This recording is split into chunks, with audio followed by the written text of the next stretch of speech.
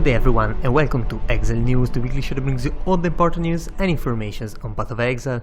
And the first news this week has been a couple more informations on the last event that's gonna lead the final racer to the ExileCon final race at the, of course, ExileCon event.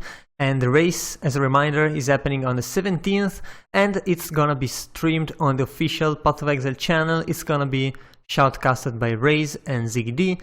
If you don't know them, you probably never watched any stream whatsoever. But anyway, the event is going to be a fixed seed, and that is because it's been asked from basically the community. So GG actually decided to make it a fixed seed. However, even though the layout is the same for everyone, the minimap will not be revealed. So choices in where to go will be still very important, as they all have always been into the race. And then the winners will just get even more prizes, but I guess it doesn't really matter too much. It's just for the top 5 kills, so unless you already play 24/7 and you probably have all of these already, you will not see those anyway, so who cares.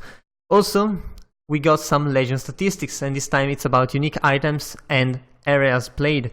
So very unsurprisingly, up to level 70 plus, or actually up to level 90, the most used unique is Tabula Rasa, and this is nowhere near surprising again, because due to the power creep and due to the low cost and strength of the Tabula Rasa, it is obviously one of the most used items. You can use it from level 0 and you can level it up, and since pretty much it's all about killing the enemies faster than you can get killed, Tabula Rasa works really well. And then when you get to level 90, you probably have enough currency to buy something else, and then you might buy a Belly of the Beast or something like that.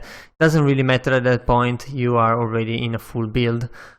Spreading Rot is surprisingly really popular, and that's due to the strength of Essence Drain and Contagion this league, so it's kind of a passing thing. Lion's Roar getting in the top 1 spot for level 90 plus, and that's because it's really strong for melee, and most people are actually playing melee characters due to the updates to melee, of course. Not really because they are stronger, also because Cyclone is totally busted, but that's another story. As far as the maps go, Glacier is obviously the #1 map run, and Alleyways right behind it, probably due to the valuable card drop that's the Saint Treasure.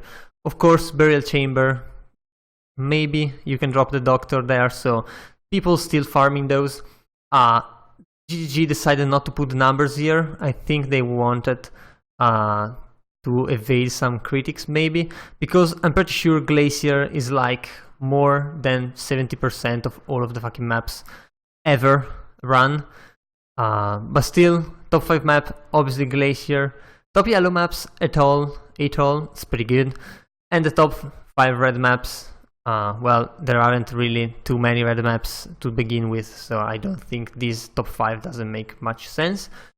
But it doesn't matter. Top 10 areas by death, obviously Glacier, because people are farming it with 2k life builds like Crit, Val Ice Nova, where if for any reason you get hit, you die. So it's not surprising, and just thanks to the sheer numbers of Glacier run, this map is in the top spot by death. The Feeding Trough, still pretty high. For newer players, it's actually a really tough map, just leading up to Kitava. It's really hard, and also for even returning players, sometimes you can just get mown through if you're not careful enough. Also, I think Kitava counts as being in the Feeding Trough, so that makes sense. Of course, we are talking about Acten Kitava. And then there's the mine, the Azurite Mine, which encompasses a lot of maps by itself. So really, again, not that surprising, even though professional miners rarely die in there, because they have kind of perfect build made to mine. But still, other than that, it's just normal maps.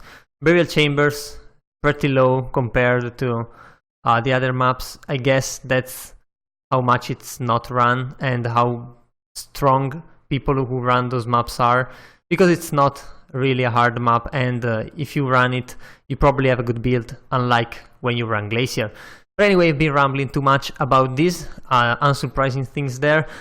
Much more interesting things into the winners of the Path of Exile video making competition. And you can see the top 3 spots are pretty damn nice, especially the first 2, I really like them a lot. Third one is kind of a build, not a fan of this, but doesn't matter.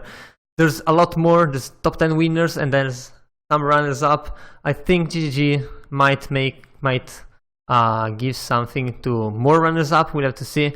But anyway, if you haven't seen any of these videos, definitely recommended, start from the top. These are pretty damn good. And I was right in thinking that at the last moment the best one would come out, because in fact they did. So definitely really good stuff. Hopefully GGG will make another one soon, even though the previous one has been like 4 years ago, so I don't know how long it will take for them to actually get another one going. But anyway, there's also another ExileCon update, and well, there's a couple things here. First up is the announcement for the streamers and the creators, content creators, and the people pretty much attending the convention, including Creeparian, for those who didn't expect that, myself included. And then there's a bunch of streamers, all the most famous one pretty much right now. And then there's David Brevik, Max Schaefer, and Eric Schaefer. If you don't know these guys, do Google them up, because they are very important people in this field, so they might have something interesting to say, and they are definitely worth talking to. So very great stuff there, but also a very important thing, it's bold here. If you are actually going, you must apply for NZETA, whatever that is, and you gotta do it online before arriving to New Zealand. So be sure to have all of your papers checked before going, because that might be a problem if you get there and you don't have everything set up as it should be. Also, if you are not able to attend the convention, GGG is going to be live streaming the keynote presentation, so definitely worth checking the presentation out. If it has, I'm sure it has some announcement for the 3.9 expansion and the future 4.0 mega expansion. And when GGG says mega, it's gonna be seriously mega, so get prepared, because it's gonna be definitely amazing. And yeah, I guess that was all for this week, so if you enjoyed the video, leave a like and a comment down below. Also, if you want to remain updated every week, be sure to subscribe to my channel. So that was all, I've been your host Giorgio, and I'll see you guys the next time.